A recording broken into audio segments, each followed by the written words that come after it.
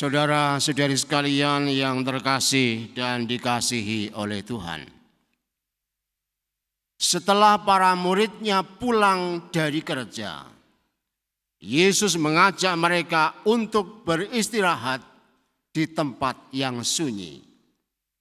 Hal ini menyadarkan kita akan pentingnya menggunakan tempat dan waktu dalam keseimbangan kerja dan istirahat. Oleh karena itu, marilah kita menelusurinya dalam 3 poin berikut. Yang pertama, makna bekerja dan beristirahat. Manusia mesti bekerja, sebab Allah pun bekerja sampai sekarang ini. Maka dengan bekerja, manusia bermartabat di hadapan Allah. Dan secara rohani, bekerja berarti dalam keadaan aktif bekerja, kuasa setan tidak bisa berbuat apa-apa. Sebaliknya, begitu kita nganggur saja, setan segera aktif melakukan tipu daya. Buktinya adalah yang biasa gosip itu pasti orang yang nganggur dan kengangguran. Entah nganggur tidak bekerja atau nganggur tidak berdoa, ujungnya pasti gosip. Ajakan Yesus ke tempat yang sunyi memiliki arti penting dalam kerja.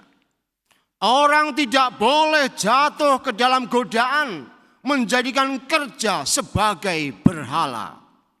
Makna hidup yang paling penting bukan pada kerja. Kerja itu memang sebuah hakiki yang penting.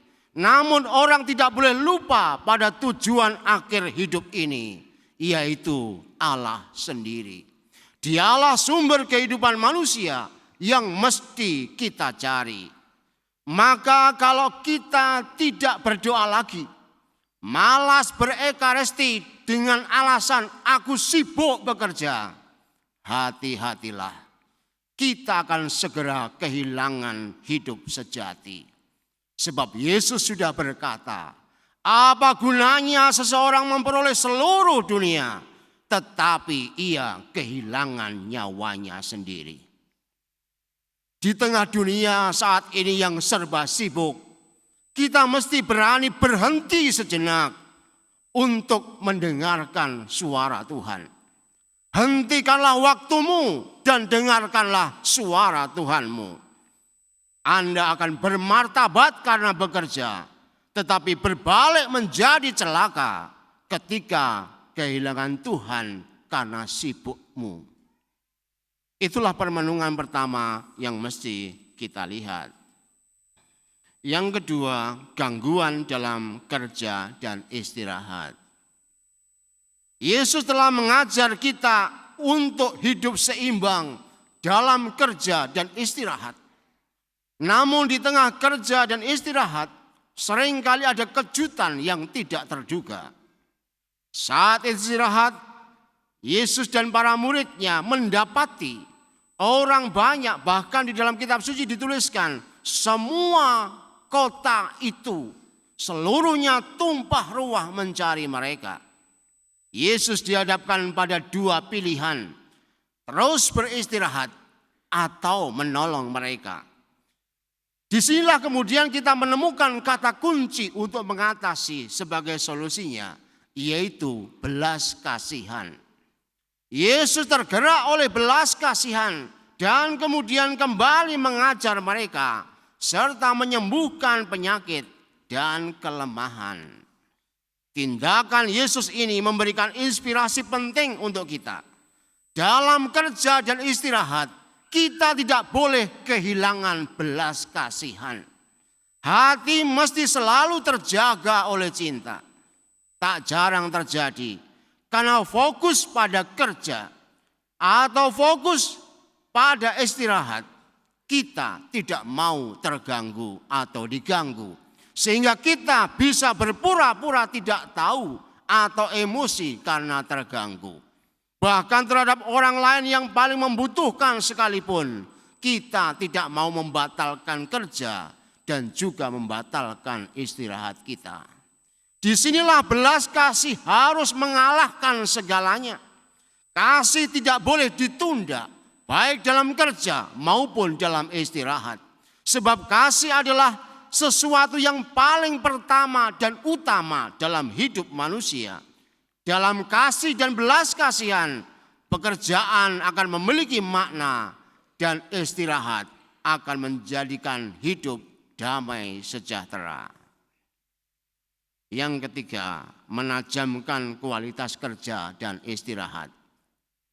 Keseimbangan bekerja dan istirahat itu penting, supaya kita tidak terjebak oleh tindakan yang salah sehingga kehilangan Allah. Selalu merawat belas kasihan di dalam hati itu penting, agar kita tak menjadikan kerja dan istirahat sebagai berhala, sehingga melupakan Allah dan sesama. Untuk apa semua itu kita lakukan? Bacaan pertama menolong kita untuk mengertinya secara lebih baik. Yeremia mengatakan, keselamatan orang lain adalah tanggung jawab kita. Membiarkan orang-orang sekitar kita tercerai-berai dan terserak adalah sebuah kejahatan. Oleh karena itu, bekerja dan beristirahat tidak ada gunanya lagi dan bahkan akan menjadikan kita celaka apabila kita mengabaikan keselamatan sesama. Dengan demikian, bekerja dan istirahat bukan pertama-tama demi kepentingan hidup kita sendiri, tetapi kemudian mengabaikan kepentingan sesama. Jerih-payah kita dalam bekerja dan beristirahat hanya punya makna sejati apabila orang-orang sekitar kita semakin bermartabat. Oleh karena itu, kalau Anda sukses dalam kerja dan menjadi kaya, ingatlah Anda sedang diberi tanggung jawab untuk menyelamatkan orang-orang sekitar Anda. Kalau Anda berhasil dalam doa dan memiliki madu rohani yang indah, ingatlah hidup Anda mesti menjadi santapan rohani yang menyehatkan iman orang-orang sekitar Anda. Tuhan yang kaya itu membuat orang-orang seluruh kota disembuhkan. Maka Anda yang berhasil dalam kerja maupun berhasil dalam hidup rohani akan menjadi sia-sia apabila hidup Anda tidak memberikan makna bagi orang-orang sekitar Anda. Oleh karena itu, semoga dengan pewartaan kitab suci hari ini, hidup Anda menjadikan orang-orang sekitar Anda dapat melihat Allah yang mengasihi. Disitulah sebenarnya kualitas hidup Anda, kualitas iman Anda akan terbukti. Sebab kalian akan masuk ke surga tidak sendiri. Tetapi kalau memang mau Anda nanti di surga kesepian karena pergi sendiri, janganlah berbuat sesuatu untuk sesamamu. Tuhan memberkati.